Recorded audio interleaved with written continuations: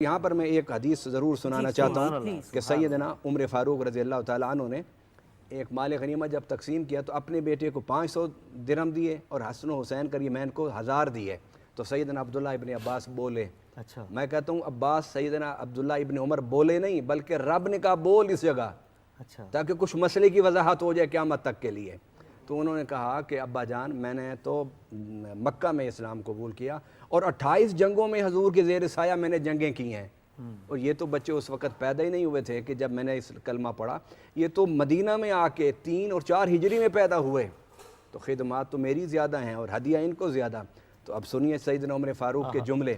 آپ نے فرمایا کہ میرے بیٹے ان دونوں کی ریس نہ کیا کر, اس لیے کہ ان کی ریس کرنی ہے تو پھر ان کے نانا جیسا نانا تلاش کر, اور اگر ان کی ریس کرنی ہے تو ان کی ماں جیسی ماں تلاش کر, اور اگر ان کی ریس کرنی ہے تو ان کے باپ جیسا باپ تلاش کر, اگر ان کی ریس کرنی ہے تو ان کے ماموں جیسا ماموں تلاش کر, اگر ان کی ریس کرنی ہے تو ان کی خالاؤں جیسی خالائیں تلاش کر, اور اگر ان کی ریس کرنی ہے تو ان کی نانی جیسی نانی تلاش کر.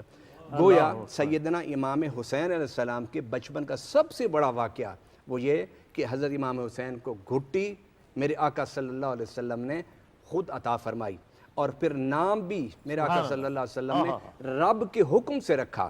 اور پھر حضرت سیدہ کائنات فرماتی ہے کہ جب حضور صلی اللہ علیہ وسلم پہلی دفعہ جب اٹھا کے چوم رہے تھے تو اسی وقت جبرائیل آ گئے. جبرائیل امین نے حضور صلی اللہ علیہ وسلم سے کہا کہ آقا یہ آپ کو بہت پیارا ہے. فرمایا ہاں بہت پیارا ہے. تو فرمانے لگے کہ جب حضور صلی اللہ علیہ وسلم بہت خوش تھے تو میں دل تو نہیں کرتا تھا کہ میں حضور کو یہ خبر سناؤں, لیکن رب نے مجھے بھیجا تھا. تو فرشتہ تو وہ ہوتا ہے نا کہ جو اپنی طرف سے کچھ نہیں کر سکتا, نہ لیٹ سویر کر سکتا ہے. اس نے کہا یا رسول اللہ آپ کو بہت پیارا. فرمایا بہت پیارا ہے. فرمایا رسول اللہ صلی اللہ علیہ وسلم یہی آپ کا نواسہ آپ کے دین کی سربلندی کی خاطر, آپ کے نظام کی بقا کی خاطر, آپ کے دین کے استحکام کی خاطر طاغوتی قوتوں سے مقابلہ کرتے ہوئے آمریت, ڈکٹیٹرشپ اور ملوکیت کو جڑ سے اکھیڑنے کے لیے اور آپ کے دین کو مضبوط کرنے کے لیے آپ کے یہی نواسہ اپنی گردن کربلا میں قربان کر دے گا. اب حضور صلی اللہ علیہ وسلم کی آنکھوں میں سے آنسو آ گئے. سیدہ کائنات سامنے بیٹھی ہے, عرض کرتی ہے ابا جان اس موقع پر آپ کی آنکھوں میں آنسو. فرمانے لگے بیٹا یہ خبر میں تمہیں ابھی نہیں دے سکتا, میں تمہیں یہ خبر بتاؤں گا.